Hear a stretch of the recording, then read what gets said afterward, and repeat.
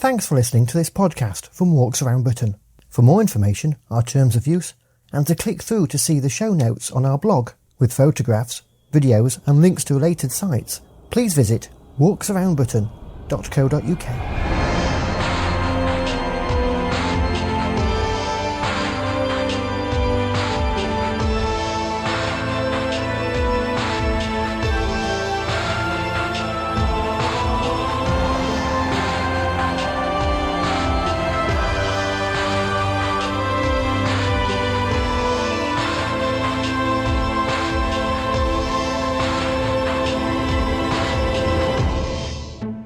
On the 6th edition of the Walks Around Britain podcast, we get an introduction to walking in the county of Sussex. We catch up with Stuart Jessup, who walked around England. We find out all about Merino and... If you woke up one morning, Andrew, and said, you know what, I can't think of anything I'd like to do more than learn how to keep pigs, you can give me a ring and we'll tell you how to do that. Kate Humble tells us about her farm and her love of the great outdoors. I might just take her up on that. Hello, I'm Andrew White and welcome to the 6th Walks Around Britain podcast. It's July, and as it's the Great British Summertime, that can only mean as much rain as there is in any other season throughout the year. So if you find yourself stuck inside during a downpour, you can always check up on the latest walking videos on our website at walksaroundbritain.co.uk. Now, if you think of great counties to walk in England, you might think of Cornwall, Northumberland, or North Yorkshire. Possibly Sussex might not be on the top of your list, but writer and blogger Tanya Oliver would like you to think again. My name's Tanya Oliver. I have a book coming out in October this year called From High Heels to High Hills, and I've written a lot about Sussex. It's so wonderful and I really want other people to come here and enjoy what it has to offer. I'm just sitting in my garden in East Sussex. Birds are in full voice around me and I'm surrounded by maps and leaflets, and I'm planning various walks for the coming weeks and weekends. And how I normally start is by going onto the Visit Sussex website to see what's going on, what the different events are, the different sites to go and see and the local places, and then just basically set out a route to explore. The Visit Sussex website is visitsussex.org. Sussex is such a beautiful county and there's so much to see. I feel very lucky to have lived here for 10 years. And Sussex has some really famous areas to walk in, not least the grassy South Downs and where they roll away to meet the chalky cliffs at the coast. And obviously there, one of the famous sites is the Beachy Head Lighthouse, and the Keep the Stripes campaign is in full flow at the moment to keep the red and white stripes, and I think that lighthouse is not just a local icon but a national one as well. And you've got all those coastal walks and of course the South Downs Way, which goes all the way from Eastbourne to Winchester. Now I haven't done that all in one go, but I have done it in parts, and I know some people do it all in one go, and it takes in some of the most beautiful countryside and coastland, but doing it all in one go is still on my to-do list. You can do anything from a short walk around Arlington Reservoir, which is only about a mile or so, and that's actually got a bird hut on the site where you can try and identify all the different birds you can see, and there are helpful pictures of them in the hut to support doing that, which I certainly need when I'm there. Or you can do a longer walk, for example around Buellwater, which is 13 miles, although the last time I did it in my head I thought it was 10 miles, and it was a bit of a shock to my system getting to the gate about a third of the way round and seeing it's actually 13 miles. And it's not for the faint-hearted because you know you've walked that far by the end of it. There are really lovely historic sites to see. Castles are one of my particular things, and Arundel and Bodiam are both beautiful. If you go to Arundel Castle, there's also the Arundel Wetland Centre, which is worth seeing. But Bodiam for me really epitomises how I picture a castle being, with the huge stone walls and the battlements. It looks really striking, and it's not till you get inside that you see it's actually a ruined castle, but there's still enough there to see what castle living would have been like. Because I live in East Sussex, I've done more walks around that area, but West Sussex is equally beautiful, and I'm really looking forward to exploring that more in the future. One of the walks I've done there recently was between Cissbury and Chanctonbury Rings. Now, Cissbury Ring dates back to 250 BC, and it's an Iron Age fort, although to me it looks like a grassy hill, but the earthen fortifications there have got a lot of heritage and history going on.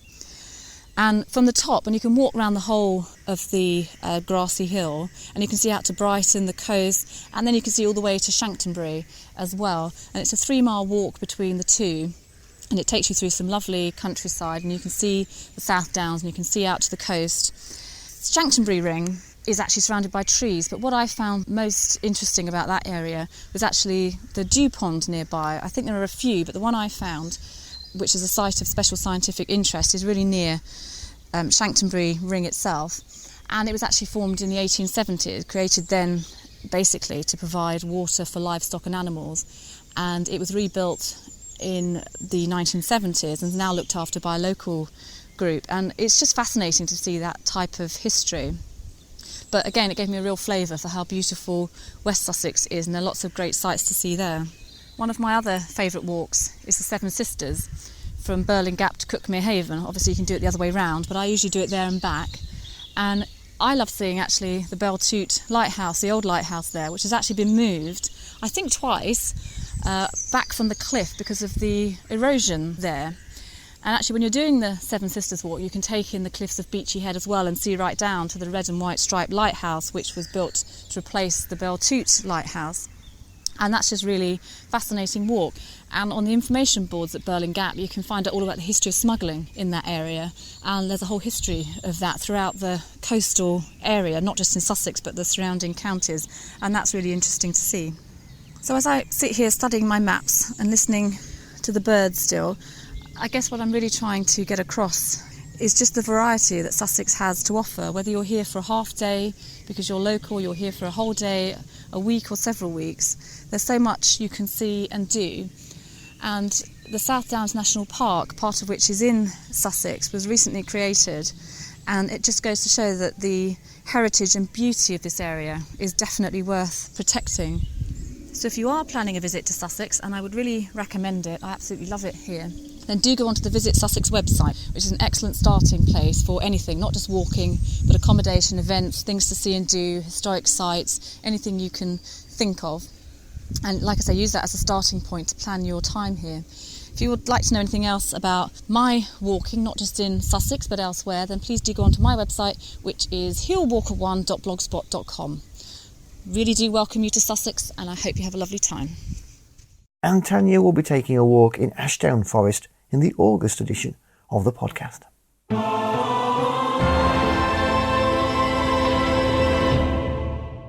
Mental illness is a problem which touches the lives of many people. Chances are you've either encountered someone suffering from mental health issues or have suffered yourself. But talking about this immensely common condition isn't easy, and there's still a great stigma attached to it. Well, this was the premise for Stuart Jessup's epic 2,600-mile charity walk around the edge of England over the winter of 2011/12. And to tell us more about the background and the aims of the walk, Stuart made a recording on his mobile phone for us in the home straight of the walk. Today is Monday the 23rd of May, and I am sitting on a bench in the country park at the north side of the Humber Bridge, just about to walk across it. You may be able to hear the birds twittering and the hum of traffic in the background. I'm about 2,100 miles into my journey, about 400 miles to go now back to London. I started at the beginning of October from Tower Bridge in London, and I've walked along the south coast, round Devon and Cornwall in the middle of winter, then back and up the Welsh borders, through to Cumbria, around the Lake District, across the Scottish borders to Berwick-on-Tweed, and I'm currently heading back down Tower Bridge in London. The walk is in aid of mental health charities. We're raising money for SANE and Anxiety UK. To date we've raised about £8,500. But the real purpose of the walk is to campaign against mental health stigma. It ties in with the initiatives that all of the major mental health charities are engaged in at the moment, to try and make it easier to talk about mental health, to try and reduce some of the taboos around it. I have a personal interest in that I was diagnosed with depression, or rather, I've suffered from depression ever since I was a teenager. I was only diagnosed in my 30s. Like most men, I tried to keep it hidden. I didn't want to admit what was happening. But I have now, over the years, come to terms with what's happening and learnt a little bit about how to manage it and live with the condition. And when I started out the walk, I knew from the statistics that 1 in 4 people might expect to suffer from a diagnosable mental health condition. But as I've walked around, I've realised that that is real. Almost everyone I talk to, and I've talked to a lot of people as I've gone around, either has a story to tell about themselves or a friend or someone in the family who struggled, usually with depression or anxiety. Those are the 2 most common conditions. And I've talked to mental health groups as I've gone around and done various radio and had a very, very positive response. So I've been really, really pleased about that we've been able to do our little bit towards helping to make mental health a little bit easier to live with. Most of the time I'm on my own, and that's posed quite a logistical challenge in the sense that how do I get back at the end of the walk? I've been living in a camper van, a converted Ford Transit, and at the end of each day's walk I have to get back to the camper van in order to move on for the next day. I'm aiming to do about 15 miles a day. So I've been using bus and train to get back, which has been quite a logistical exercise, especially in the Devon and Cornwall on the winter schedules. But 1 week a month, my wife Kate, who works freelance, comes and spends a week with me driving the van, and I've also had various friends and family come and help out as well. So that's made life easier. I think the worst of the walk is over now, and now that I'm almost into Lincolnshire, I'm looking forward to finishing the walk. Now, I've been doing the whole of the walk with my Springer Spaniel, Poppy. We've only had her a year. She's 3 years old, but she's a failed gun dog. Failed because you really have to watch her with pheasants around. She just stops listening to any commands, although she's a lot better now. She's walked almost the whole distance with me, and she's had a whale of a time. She did miss 2 weeks because she pulled some ligaments in her tail. We don't know how, but she had to go back to Cambridge, where Kate and I live, for a couple of weeks. And those 2 weeks were really very different for me, because I hardly spoke to anyone. It's very different just being a bloke on his own, wandering around with a rucksack, to being a dog and her owner. And people stopping to talk to Poppy has been one of the main ways that I have met people while I've been walking, and sometimes had a chat about mental health and why I'm doing the walk.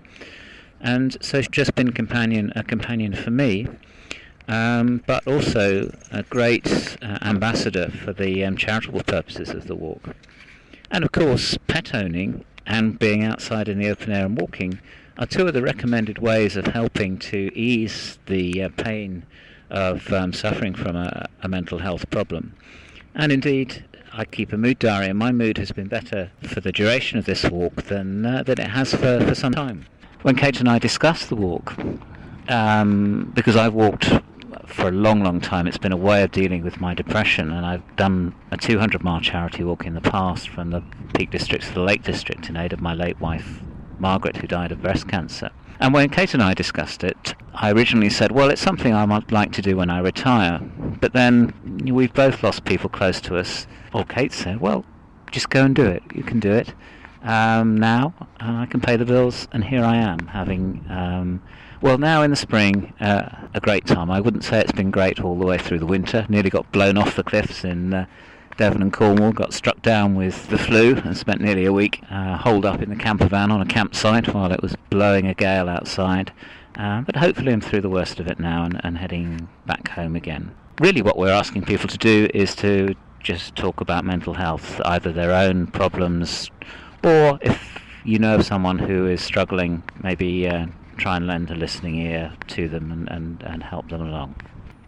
Now, since Stuart recorded this, he made it successfully back to Tower Bridge on Sunday the 10th of June 2012, and to date has raised over £11,000 for the charities Sane and Anxiety UK to support their work with mental health sufferers.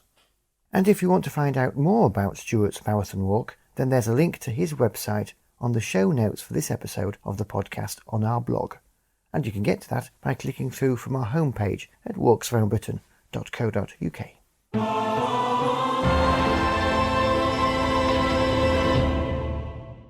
Now, a while ago we were updating our very popular Beginner's Guide to Walking page on our website, which you can find at walksaroundbritain.co.uk in the menu Walking Info.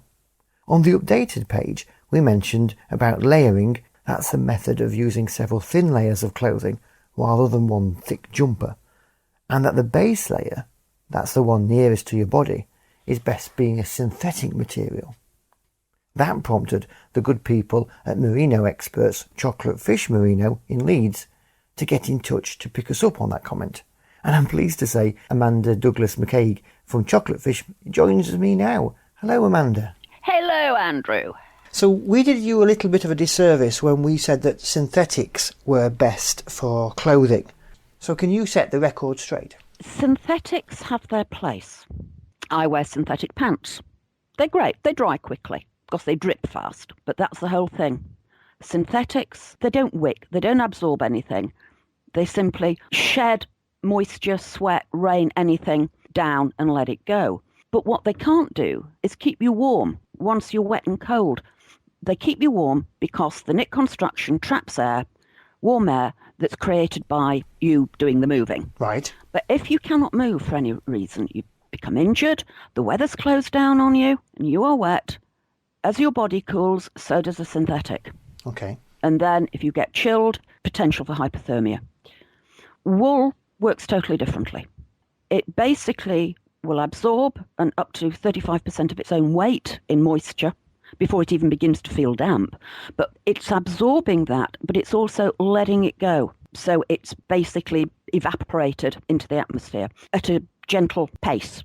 On the whole, you've got to be really caught in a downpour to feel wet. But it will also continue to keep you warm when it's wet. So if you get stuck, you've got a far better chance of avoiding hypothermia because the wool is working with your body. The other thing synthetics can't do is adjust to changes in temperature. So it's nice and hot at the bottom of the mountain, but it's bloody cold up at the top.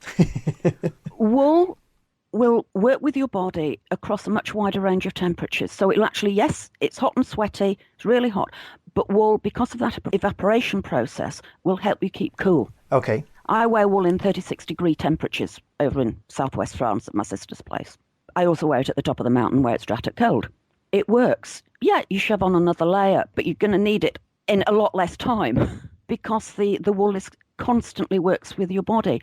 And for anybody who's doing really sort of running or anything like this, and we've got customers who wear our gear for running marathons, apparently you don't get a runner's nipple wearing superfine merino. Now that sounds like something that nobody should ever have. Well, actually runners do get very, very sore nipples because they will wear these horrible synthetic things, plastic washing up bowls, knitted.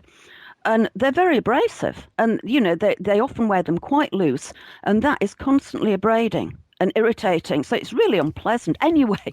Not good for the nipples then. Now, many people's opinion of wool may be tainted by thick, chunky, itchy jumpers, often knitted by their nans. Yeah, except, you don't usually wear those next to your skin. I'll tell you what taints people's opinion of merino worse than anything. The cheap trash coming in from China that is being labelled as superfine merino and isn't. The number of people looking for cheap merino, there is no such thing. So how can our listeners find you on the web? Just Google for Chocolate Fish Merino.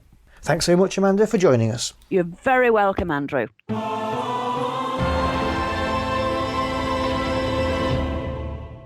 Around about now, outdoor and wildlife presenter Kate Humble is in Hawaii, preparing for an amazing 4-day live broadcast on BBC Two, Volcano Live. Now, although it's about as far away from lambing live as you can get, Kate is the obvious choice for such an impressive but unpredictable broadcast, what with series like Springwatch under her belt. Back in April, before she flew across the world to sit on the top of a volcano, I caught up with her for a chat on the telephone as she made her way back from some quality walking time in the Lake District. And I started by asking, as she's well known for her science and wildlife programmes, whether she's always had a love of the outdoors. I have, yes. I was brought up in quite a rural bit of Berkshire and basically came from, well, I suppose partly from a generation and partly from a family where being outside was just an intrinsic part of every day, and watching television wasn't, and computers mercifully weren't invented. So, that's really how I spent my childhood, was doing all the things that health and safety seem to not let you do anymore, like, ride bikes in a very irresponsible manner down very steep hills, and climb trees and go for walks and ride horses. Where are your favourite parts of Great Britain? That is an enormous question. But there are, the wonderful thing about this little island of ours is that it is so fantastically varied. You can't think of Great Britain without thinking of its great coastline. And then when you start thinking about its coastline, and you've asked me to pick one of my favourite bits of that, I'm not sure I could do it. I now live in South Wales and relatively recently got to know the Gower Peninsula, which I would say would be right up there with one of my really favourite places in Britain. Yeah, it's absolutely fantastic. And one of our kind of favourite things to do since we've been living in Wales is to spend Christmas Day down at the Gower, doing a great big beach and moorland walk. That seems like a really good way of rounding off the year. But that said, there are places like I adore Dartmoor. I'm in a car at the moment, not driving, having come back from the Eden Valley and Ullswater in the sort of gateway to the Lake District.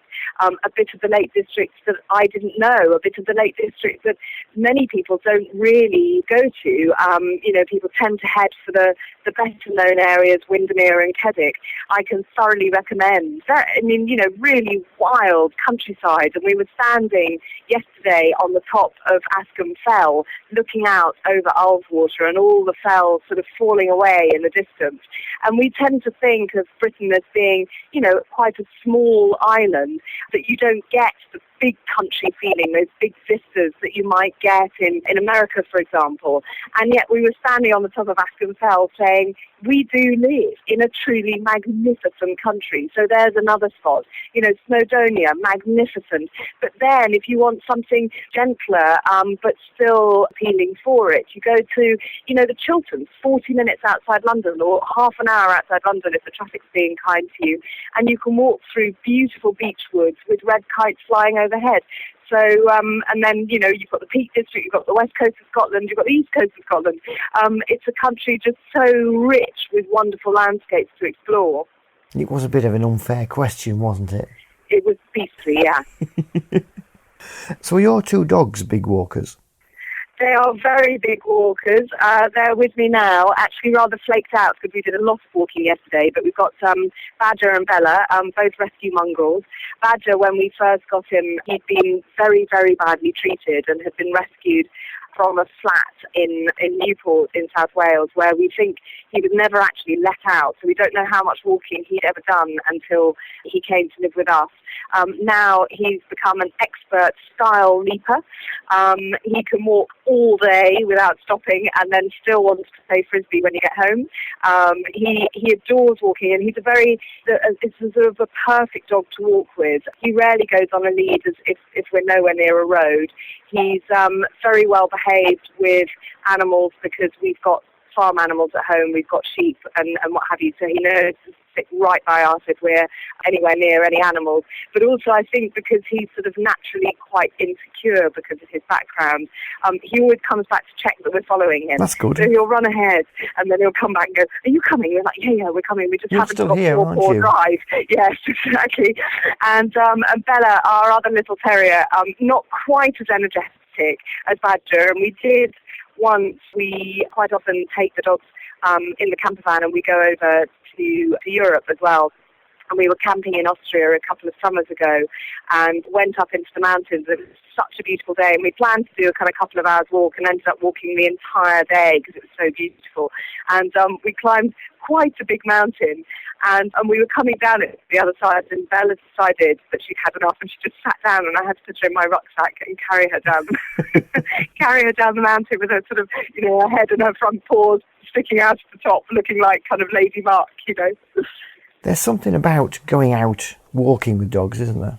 It's a really, it kind of gives a purpose to a walk.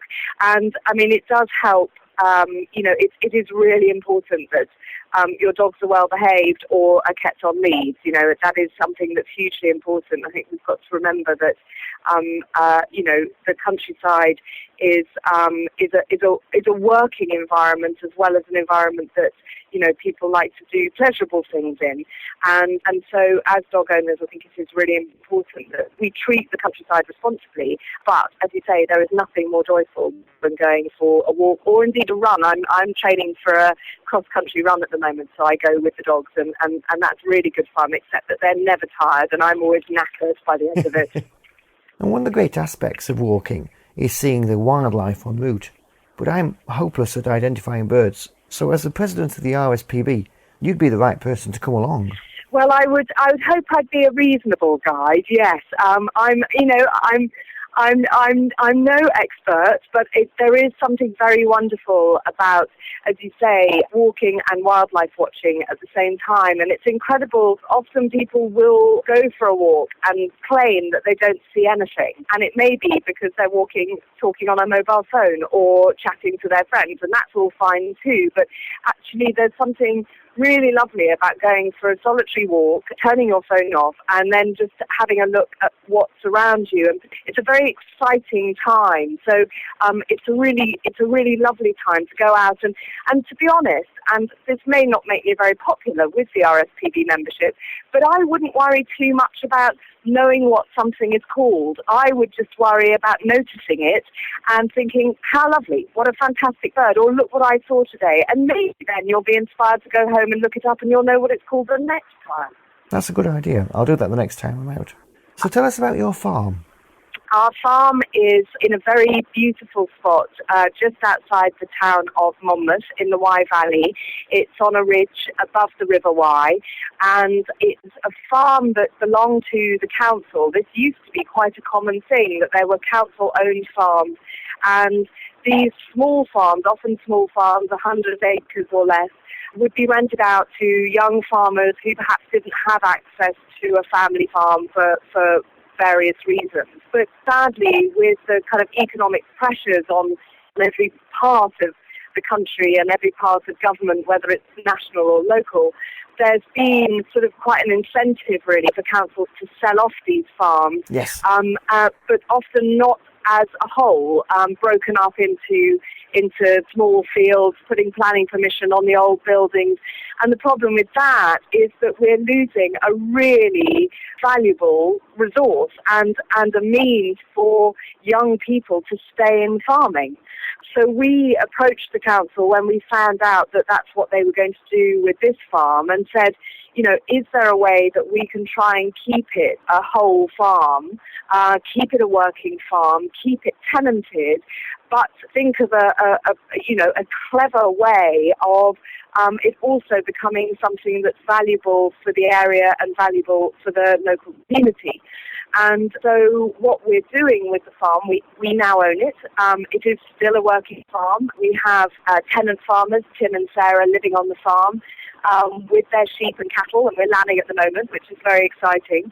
But what we're doing with the old buildings that are no longer terribly useful for modern agriculture is creating a centre to teach people who might want to learn traditional rural skills like hedge laying or dry stone walling, as well as animal husbandry. So if you woke up one morning, Andrew, and said, you know what, I can't think of anything I'd like to do more than learn how to keep pigs, you can give me a ring and we'll tell you how to do that. That sounds good. But what it does is that it does two things really. It gives people a kind of backstage pass to a real working farm. The sort of privilege that I had when I was doing series like Lambing Live. So people are coming to a genuine working farm, seeing how that works and having a very hands-on experience of working with livestock and working in the countryside. But the other thing that it does is, we hope anyway, that it will give people a sort of a reason to perhaps come to a part of the country, to Monmouthshire, that they wouldn't have thought of before. And when we persuade them to come to Monmouthshire, we can then show them what a really fantastic county it is, particularly for walkers. The walking around there is really spectacular. In fact, it was almost one of our, well, it was pretty much top of our list when we were looking for a place to live, and Monmouthshire really did tick all our boxes, particularly as far as walking was concerned. Kate, it's been lovely to talk to you. Good luck with the volcanoes, and thanks for coming on our podcast. Thank you very much indeed for asking me.